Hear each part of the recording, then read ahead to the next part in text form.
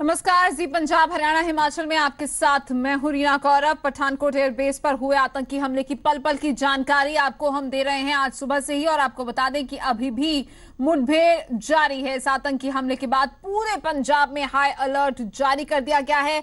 रक्षा मंत्रालय की high level meeting तक हुई है।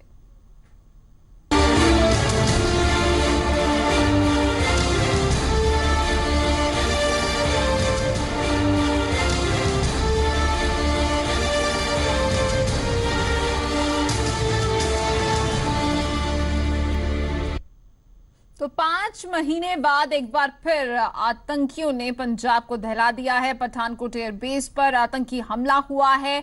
अब तक सिलसिलेवार तरीके से क्या कुछ हुआ है, ये उन तमाम दर्शकों को बताते हैं जो हमारे साथ जुड़े हुए हैं। नया साल, पुरानी दहशत, आतंकियों के निशाने पर एक बार फिर से पंजाब। जी हां, आतंकियों ने एक बार फिर से पंजाब को निशाना बनाया है और इस बार आतंकियों के निशाने पर रहा पठानकोट का एयरफोर्स बेस और इस पूरे आतंकी हमले के तार जुड़े एसपी अपहरण के साथ। 31 दिसंबर रात 2:30 बजे गुरदासपुर के एसपी को अगवा करने की कोशिश होती है, लेकिन आरोपी एसपी की गाड़ी लेकर फरार हो जाते हैं।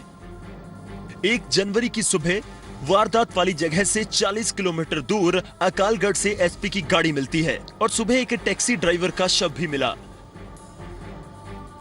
फिर दोनों घटनाओं को साथ जोड़कर शुरू की गई जांच। शाम तक पुलिस ने पूरे इलाके में सर्च ऑपरेशन शुरू किया। 2 जनवरी सुबह 3 से 4 बजे के बीच में एयरफोर्स स्टेशन में सेना की वर्दी में आतंकी घुसते हैं और सुरक्षा बलों पर फायरिंग की गई। सुरक्षा बलों ने भी जवाबी फायरिंग की। शुरुआत में 5 से 6 आतंकियों के होने की आशंका जताई गई थी।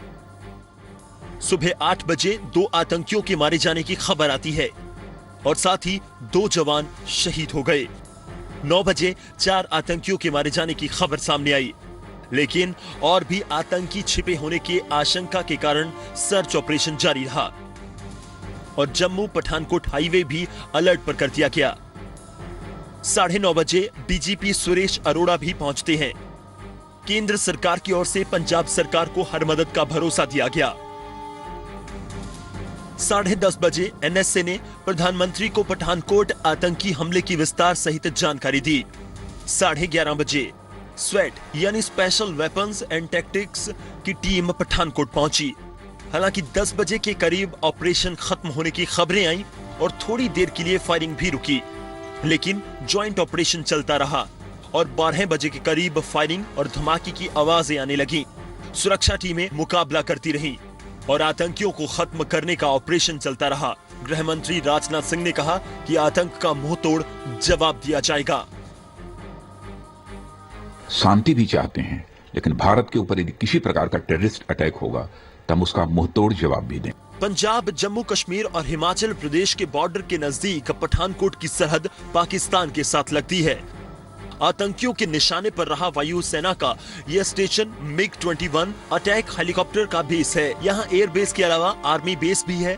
पठानकोट एयरबेस एयरफोर्स की वेस्टर्न कमांड के तहत आता है। 1965 और 1971 की जंग में इस एयरबेस का बड़ा रोल रहा है। लेकिन सवाल यह है कि आखिर आतंकियों के निशाने पर पंजाब क्यों है? आतंकियों का मकसद क्या है? राजन गोसाई के साथ अजय महाजन, जी मीडिया, पठानकोट। तो साफ है कि ये वो तमाम सवाल हैं जिनका जवाब मिलना अभी बाकी है, और इस बीच आपको बता दें कि अभी भी जो है मुठभेड़ जारी है। अभी भी कुछ आतंकियों के छिपे होने की खबर सामने आ रही है। हमारे संवाददाता पंकज कपाही दिल्ली से हमारे साथ मौजूद हैं। पंकज, आपकी नजर आज पूरे दिन बनी रही दिल्ली में जो मीटिंग हुई है, रक्षा मंत्रालय की हाई लेवल मीटिंग हुई है, क्या कुछ जानकारी मिल पाई है इस मीटिंग के बारे में?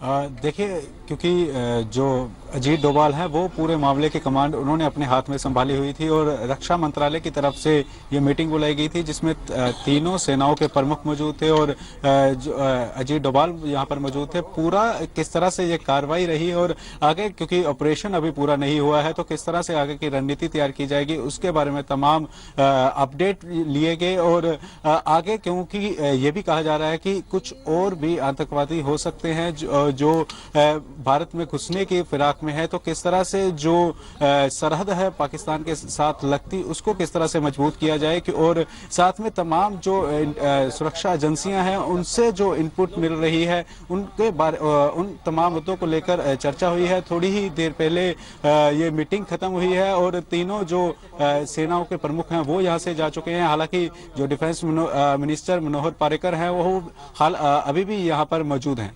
जी पंकज, कोई उम्मीद मीडिया ब्रीफिंग को लेकर? देखिए, एयरफोर्स की तरफ से एक प्रेस रिलीज आया है। उन्होंने बताया है कि जो इंटेलिजेंस की तरफ से इनपुट मिली थी तभी जो एक बड़ा हमला हो सकता था वो नाकाम कहीं ना कहीं साबित हुआ है।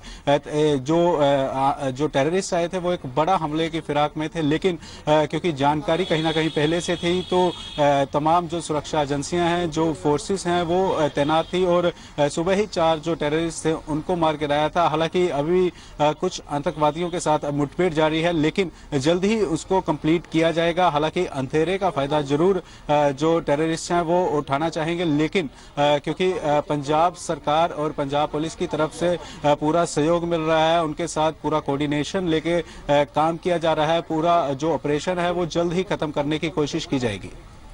जी पंकज, बहुत बहुत शुक्रिया आपका इस तमाम जानकारी के लिए। तो पंकज हमारे संवाददाता हमारे साथ मौजूद थे जिनका कहना है कि एक प्रेस रिलीज जरूर जारी किया गया है एयरफोर्स की तरफ से, जहां पर यह कहा गया है उस प्रेस रिलीज में कि एक बड़ा आतंकी हमला हो सकता था, लेकिन कहीं ना कहीं पहले जानकारी मिल गई थी इसलिए अलर्ट थे। लेकिन इस बीच सवाल यही उठता है कि जानकारी अगर पहले मिल गई थी तो भी कैसे आतंकी हमला हो जाता है, एयरबेस के अंदर कैसे आतंकी घुस जाते हैं। यहां आपको बता दें कि इसको लेकर अब पॉलिटिकल रिएक्शंस भी आ रहे हैं इस हमले को लेकर। पठानकोट आतंकी हमले को लेकर गृह मंत्री राजनाथ सिंह ने कहा कि भारत पाकिस्तान से शांति चाहता है, लेकिन अगर इस तरह के हमलों का मुंह तोड़ जवाब दिया जाएगा। साथ ही पंजाब के सीएम प्रकाश सिंह बादल ने पाकिस्तान सरकार पर इस तरह के हमलों पर कंट्रोल करने को कहा है। वहीं सुखबीर बादल ने भी सीमाओं को सील किए जाने की बात कही। शांति भी चाहते हैं, लेकिन भारत के ऊपर यदि किसी प्रकार का टेररिस्ट अटैक होगा तो हम उसका मुंहतोड़ जवाब भी देंगे। और मुझे खुशी है कि हमारे सिक्योरिटी फोर्सेस, हमारे सेना के जवान, हमारे पैरामिलिट्री फोर्सेस के जवान, हमारी पंजाब पुलिस इस समय पठानकोट में जो कुछ भी हो रहा है उसका मुंहतोड़ जवाब दे रहे हैं। इसको कंट्रोल करना ये पाकिस्तान की गवर्नमेंट का फर्ज बनता है कि इसको कंट्रोल करें कि ऐसी हरकत ना हो। टाइमली अलर्ट हो गया था, हो सकता है अगर टाइमली अलर्ट ना होता तो ज़्यादा नुकसान होगा। बहुत ही दुखदाई घटना हुई है ਤੇ ਪੁਲਿਸ ਸਾਡੀ ਉੱਥੇ NSG ਪੁਲਿਸ ਆਰਮੀ ਆਪਰੇਸ਼ਨ ਕਰ ਰਹੀ ਹੈ ਤੇ ਮੈਂ ਇਹਦੇ ਵੱਧ ਕਹਿਣਾ ਨਹੀਂ ਚਾਹੁੰਦਾ ਜਿੰਨਾ ਤੱਕ ਆਪਰੇਸ਼ਨ ਨਹੀਂ ਖਤਮ ਹੁੰਦਾ, ਕਿਉਂਕਿ ਪੰਜਾਬ ਨਾਲ ਨਹੀਂ ਪਾਕਿਸਤਾਨ ਤੋਂ ਅੰਦਰ ਆਏ ਹੈ। ਸੋ ਮੈਂ ਗਵਰਨਮੈਂਟ ਆਫ ਇੰਡੀਆ ਨੂੰ ਕਹੂੰਗਾ ਕਿ ਆਪਣਾ ਜਿਹੜੇ ਬਾਰਡਰ ਤੇ ਆਪਣੀ ਸੀਲਿੰਗ ਜਿੱਥੇ ਜਿੱਥੇ ਗੈਪਸ ਲੱਗਦੇ ਹੈ all of them should be sealed। Punjab Congress ने भी पठानकोट आतंकी हमलों की निंदा की है। सुच्चा सिंह छोटेपुर ने भी अपनी प्रतिक्रिया दी है। देखिए, ये पंजाब के कोई लोग इसमें इन्वॉल्व नहीं है। ये हैं फिदाइन जो बाहर से आए हैं, पाकिस्तान से आए हैं और उन्होंने हमारे एयरफोर्स स्टेशन पठानकोट पे हमला करने की कोशिश की ताकि जो जहाज़ है वहाँ उनको उड़ाया जाए। कल पुलिस के साथ उनका टाकरा हुआ और उसने पूरे पंजाब को अलर्ट किया, फौज को भी किया होगा, एयरफोर्स को भी किया होगा और वो आज इस गन बैटल में वो सब फिदाइन मारे गए हैं। 2 हमारे एयरफोर्स के जवान भी मरे हैं। हमें बहुत दुख है इस बात का, लेकिन उन्होंने अपनी ड्यूटी निभाई देश के लिए। सिक्योरिटी फेलियर है ਜਦੋਂ ਕਿ ਇਹਨਾਂ ਨੂੰ ਇੰਟੈਲੀਜੈਂਸ ਏਜੰਸੀਆਂ ਨੇ ਕੁਝ ਦਿਨ ਪਹਿਲਾਂ ਇਨਫਾਰਮ ਕਰ ਦਿੱਤਾ ਸੀਗਾ ਕਿ ਪਾਕਿਸਤਾਨ ਤੋਂ ਕੋਈ ਬਾਰਡਰ ਕ੍ਰਾਸਿੰਗ ਜਿਹੜੀ ਹੋ ਚੁੱਕੀ ਹੈ, ਕੁਝ ਬੰਦੇ ਆ ਚੁੱਕੇ ਆ, ਉਹਨੂੰ ਉਹਨਾਂ ਨੂੰ ਸੀਰੀਅਸ ਲੈਣਾ ਚਾਹੀਦਾ ਸੀ। ਇਸੇ ਤਰ੍ਹਾਂ ਦਾ ਘਟਨਾ ਪਹਿਲਾਂ ਦੀਨਾਨਗਰ ਚ ਅੱਜ ਤੋਂ ਕੁਝ ਮਹੀਨੇ ਪਹਿਲਾਂ ਹੋਈ ਸੀ, ਜਿਹਦੇ ਵਿੱਚ 7 ਲੋਕ ਮਾਰੇ ਗਏ ਸਨ। 3 ਸਿਵਲੀਅਨ ਸੀ ਕੋ ਹੋਮਗਾਰਡ ਦੇ ਸੀ, ਇੱਕ ਐਸਪੀ ਸੀਗਾ। ਉਹਦੇ ਤੋਂ ਇਹਨਾਂ ਨੂੰ ਕੁਝ ਸਬਕ ਸਿੱਖਣਾ ਚਾਹੀਦਾ ਸੀਗਾ। ਕੱਲ ਹਾਲੀ ਇੱਕ ਐਸਪੀ ਨੂੰ ਕਹਿੰਦੇ ਬੰਨ ਕੇ ਸੁੱਟ ਕੇ ਤੇ ਉਹਦੀ ਗੱਡੀ ਲੈ ਕੇ ਚਲੇ ਗਏ, ਉਹਨੂੰ ਵੀ ਇਹਨਾਂ ਨੇ ਸੀਰੀਅਸਲੀ ਨਹੀਂ ਲਿਆ। ਤਾਂ ਮੈਨੂੰ ਤਾਂ ਉਹ ਹਾਲੀ ਤੱਕ ਮੇਰੇ ਗਲੇ ਤੋਂ ਥੱਲੇ ਗੱਲ ਨਹੀਂ ਉਤਰ ਰਹੀ ਕਿ ਐਸਪੀ ਦੇ ਨਾਲ ਤੁਹਾਨੂੰ ਸਾਰਿਆਂ ਨੂੰ ਪਤਾ ਵੀ ਘੱਟ ਤੋਂ ਘੱਟ 6-7 ਉਹਦੇ ਨਾਲ ਗਨਮੈਨ ਹੁੰਦੇ ਆ, ਉਹਦੇ ਕੋਲ ਆਪਣਾ ਸਰਕਾਰੀ ਅਸਲਾ ਵੀ ਹੁੰਦਾ ਸਾਰਾ। ਜੇ ਐਸਪੀ ਨੂੰ ਬੰਨ ਕੇ ਸੁੱਟ ਗਏ ਆ ਤੇ ਗੱਡੀ ਲੈ ਗਏ ਆ तो फिर तो मैं समझना कि होम मिनिस्टर नूं जां चीफ मिनिस्टर नूं राज पाक करने का कोई हक नहीं। यहाँ आपको ये भी बता दें कि पठानकोट आतंकी हमले के बाद पंजाब में अलर्ट जारी कर दिया गया है। पूरे पंजाब में पुलिस चौकस हो गई है। पंजाब के प्रमुख शहरों में सुरक्षा को और ज्यादा कड़ा कर दिया गया है। हर जगह रास्तों पर पुलिस की कड़ी निगरानी जारी है। गाड़ियों की भी तलाशी ली जा रही है। पठानकोट, लुधियाना, फिरोजपुर और मोहाली की आप तस्वीरें देख रहे हैं, जहां पर साफ दिख रहा है कि किस तरीके से हर आने जाने वाली गाड़ी की तलाशी ली जा रही है, गहनता से जांच की जा रही है और चप्पे चप्पे पर सुरक्षा बल मौजूद हैं।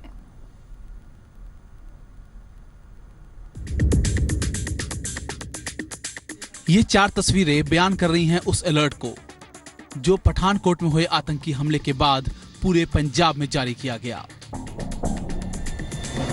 कहीं दूसरी जगह ऐसी अप्रिय घटना ना हो, इसके लिए सार्वजनिक स्थलों पर सुरक्षा का खास ध्यान दिया जा रहा है और हर आने जाने वाले पर बारीकी से नजर रखी जा रही है।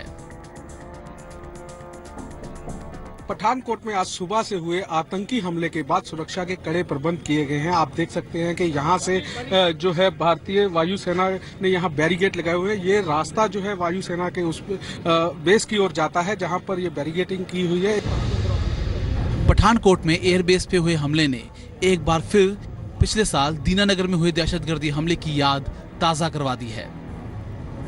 31 दिसंबर से जिस तरह से घटनाएं पंजाब में हो रही हैं, उससे राज्य की सुरक्षा को लेकर फिक्र बढ़ना स्वाभाविक है। हमारी लोगों से यही अपील है कि वो भी सचेत हो जाएं और अगर अपने आसपास कोई संदिग्ध हरकत देखते हैं तो बिना वक्त गवाए उसकी सूचना पुलिस को दें। न्यूज़ एक्स रिपोर्ट, जी मीडिया। और पठानकोट में सुबह से क्या कुछ चल रहा है, हमारे संवाददाता अजय महाजन लगातार अपनी नजर बनाए हुए हैं। इस वक्त फोन लाइन पर हमारे साथ मौजूद हैं। अजय, यहाँ पर आपसे जरूर जानना चाहेंगे इस वक्त का लेटेस्ट अपडेट। जी मैं बताना चाहूंगा, अंधेरा जो है वो हो गया है यहाँ पर और अभी तक जो है मुठभेड़ अंदर जारी है एयरफोर्स बेस के अंदर।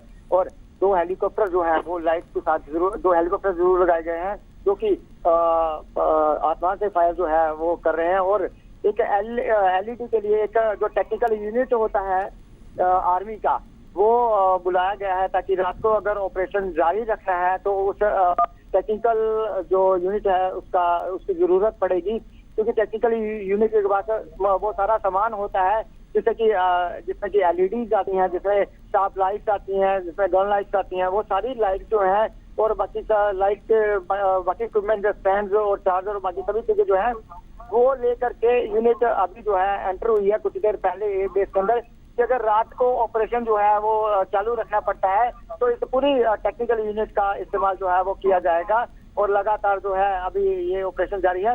यहाँ मैं एक बात और स्पष्ट कर देना चाहता हूँ, क्योंकि ये एक इजी टारगेट नहीं है। स्टेप बाय स्टेप जो है पुलिस और हमारी सेना स्टेप बाय स्टेप पर काम कर रही है, क्योंकि एयरबेस के अंदर जो है बहुत बड़ी मात्रा में कुछ हथियार जो है जो एयर फाइटर्स में यूज होते हैं वो हो सकते हैं। और दूसरा अपने ही विमान जो एयरबेस के अंदर खड़े हैं उनको किसी तरह का कोई नुकसान ना हो, इस लहजे से भी जो है बड़ी गहनता से जांच करके स्टेप बाय स्टेप जो है फिर फायरिंग की जा रही है, फिर जो है जवाब दिया जा रहा है फायरिंग का, ताकि अपने ही विमानों को किसी तरह की क्षति जो है अपनी गोलियों से ना पहुंचे। पिछली बार जब हमने देखा था कि जो आतंकी हमला हुआ था दीनानगर में, तो वहां पर एक बिल्डिंग थी और इजी टारगेट था। पुलिस को पता था कि वहां पर नुकसान जो है किसी चीज को नहीं हो सकता, ज्यादा से ज्यादा बिल्डिंग को ही नुकसान होगा। तो अंधाधुंध फायरिंग जो है पुलिस की तरफ से वहां पर की गई थी जब वो सारे आतंकी जो है मार गिराए गए थे। यहाँ भी अगर इजी टारगेट होता तो अंधाधुंध जिस तरह से आर्मी भी डिप्यूट की गई है, इजी टारगेट होता तो ये ऑपरेशन इतना लंबा नहीं चलना था। हो सकता है कि अपने ही विमानों को क्षति ना पहुंचे कहीं अपनी ही सेना की गोलियों से या अपनी ही सेना के बाकी इक्विपमेंट से। इस तरह से स्टेप बाय स्टेप जो है वो कार्रवाई की जा रही है, बड़े ही ध्यान से ऑपरेशन को आगे बढ़ाया जा रहा है आर्मी और पुलिस की मदद से। जी अजय, यहाँ पर आपसे ये भी जरूर जानना चाहेंगे, जिस तरीके से आपने बताया कि टेक्निकल टीम आई है और अगर ये ऑपरेशन देर रात तक चलता है तो इनका इस्तेमाल किया जाएगा, अंधेरा हो चुका है, ऐसे में क्या अभी तक ये जानकारी मिल पाई है कि कितने आतंकी हैं जो छुपे हुए हैं? स्पष्ट नंबर्स मिल पाया है? देखिए, स्पष्ट नंबर उनकी गिनती जो है अभी आशंकाओं के तौर पर ही हम बता पाएंगे कि 3 से ज्यादा उनकी गिनती है जो अभी अंदर से फायर कर रहे हैं और सुरक्षा बलों के ऊपर लगातार, सुरक्षा बलों और उनके बीच जो है लगातार मुकाबला जो है वो जारी है। यहाँ 2 पोजीशन है, मैं लगातार बता रहा हूँ, यहाँ पे 2 पोजीशन है। एक जहाँ पर पॉइंट पे लगातार मुठभेड़ जारी है। दूसरा पॉइंट जो है वो सर्च का पॉइंट है, क्योंकि पुलिस भी सर्च कर रही थी, कल भी पूरा दिन सर्च किया, रात को सर्च किया पुलिस ने, अब भी वो सर्च अभियान अब भी जारी है, क्योंकि कुछ 1:30 बजे के करीब कुछ संदिग्ध जो हैं वो देखे गए हैं एयरपोर्ट के पीछे जो गांव है वहां पर। ये कोई 15 से 20 गांव है, तकरीबन 15 से 18 किलोमीटर के एरिया में। उस सारे एरिया को सील कर दिया गया है। एक एक गांव की जो है डॉग स्क्वाड के साथ चेकिंग चल रही है। आर्मी, एयरफोर्स और स्वैट की टीम जो है वो पूरा का पूरा जो एक जंगली एरिया भी पड़ता है, कुछ इलाका जो है, क्योंकि 2 गांव के बीच में जैसे कुछ इलाका खेतों वाला इलाका है और कुछ जंगली एरिया है, वो सारा का सारा एरिया लाइट्स के साथ, डॉग स्क्वाड के साथ चेक किया जा रहा है। लगातार जो है ये दोनों ऑपरेशन अलग अलग जगह पर जो है वो लगातार चल रहे हैं। हो सकता है थोड़ी देर में, जिस तरह से शाम को ऑपरेशन जो है तेज कर दिया गया था, लेकिन अभी ऑपरेशन की जो गति है, सिर्फ हेलीकॉप्टर्स जो हैं वो घूम रहे हैं और अभी फायर रुक रुक के फायर की आवाज जो है वो अंदर से आ रही है। शाम को ऑपरेशन तेज था, लेकिन अभी थोड़ा ऑपरेशन जो है वो ध्यानपूर्वक किया जा रहा है, ताकि अंधाधुंध फायरिंग से अपने ही जो विमान है या अपना कुछ मटेरियल है अंदर, उसी को जो है नुकसान ना पहुंचे। दोनों ऑपरेशन अपनी अलग अलग जगह पर जो है वो चल रहे हैं।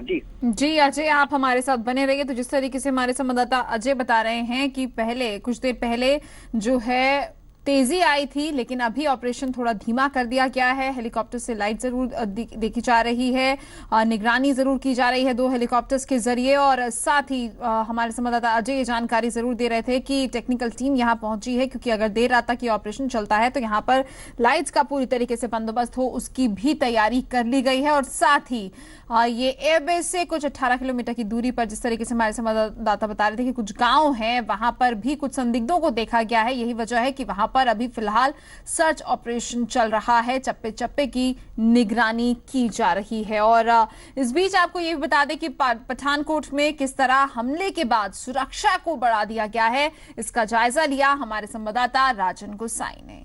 पठानकोट में आज सुबह से हुए आतंकी हमले के बाद सुरक्षा के कड़े प्रबंध किए गए हैं। आप देख सकते हैं कि यहाँ से जो है भारतीय वायुसेना ने यहाँ बैरिकेड लगाए हुए हैं। ये रास्ता जो है वायुसेना के उस बेस की ओर जाता है, जहाँ पर ये बैरिकेडिंग की हुई है। इसके अलावा अगर बात की जाए तो यहाँ सुरक्षा के जो है कड़े प्रबंध किए गए हैं। आम लोग भी जो है यहाँ पर मौजूद हैं, जो इस घटना की सारी जानकारी लेना चाहते हैं। मैं आपको बताना चाहता हूँ कि आज सुबह जो मुठभेड़ शुरू हुई थी, उसमें 4 आतंकी जो हैं उनको मार गिराया गया है। और उसके बाद से अभी भी लगातार बेस के अंदर जो है अभी भी गोलियां चल रही हैं, धमाकों की आवाजें भी जो है वो सुनी गई हैं। और अभी तक जो है सेना की और एयरफोर्स की सुरक्षा एजेंसियां, उनकी जो मूवमेंट है वो अभी तक जारी है। अब देखना होगा कि ये ऑपरेशन कब तक खत्म होता है। कैमरामैन मानिक के साथ राजन गोसाई, जी मीडिया, पठानकोट।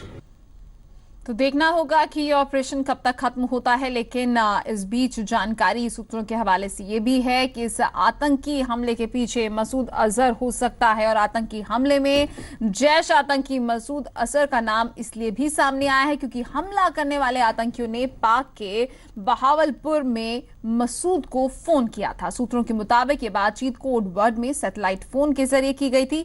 और मसूद अजहर पाक के इसी बहावलपुर में ही रहता है। वो बहावलपुर में ही जैश के आतंकियों को ट्रेनिंग भी देता है।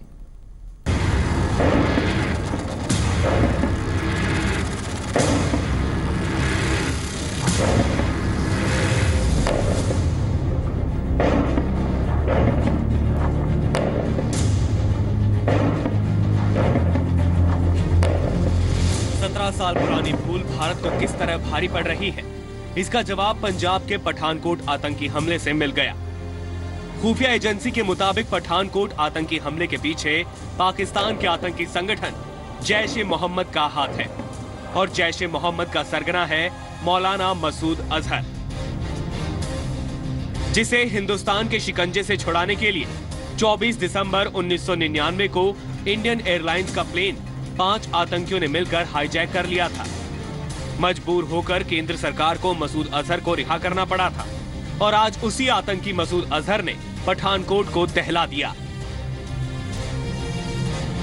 नहीं, इसमें कहीं दो मत नहीं है कि आतंकवादी हमला है, और इन आतंकवादी वारदात तो आतंकवादी वारदात होती है, लेकिन मुझे इस बात की खुशी है कि हमारे सेना के जवान, हमारे सिक्योरिटी फोर्सेज, जो पंजाब पुलिस वगैरह म्यूचुअल कोऑर्डिनेशन बनाकर पूरी मुस्तैदी के साथ लड़ रहे हैं। We have a credible information about this group being sponsored by some elements from across the border.